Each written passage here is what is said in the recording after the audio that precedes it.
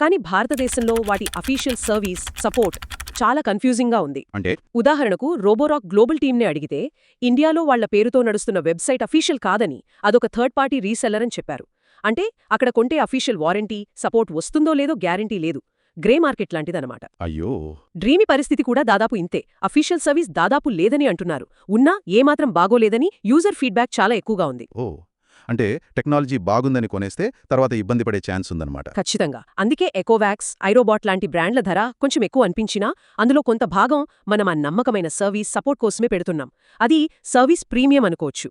దీర్ఘకాలంలో ఇది ముఖ్యమైన విషయం. సరే, ఎన్ని విషయాలు చూశాక చివరిగా మన భారతీయుళ్లకు ఏది బెస్ట్ ఆప్షన్ అని చెప్పొచ్చు? ఒక బ్యాలెన్స్డ్ అప్రోచ్ చూస్తే, అంటే మంచి పర్ఫార్మెన్స్, ఫీచర్స్, నమ్మకమైన సర్వీస్, ఈ మూడు కలిపి చూస్తే ఈకోవాక్స్ డీబాట్ X8 Pro Omni ప్రస్తుతానికి ఒక స్ట్రాంగ్ చాయిస్లా కనిపిస్తుంది. ఓకే.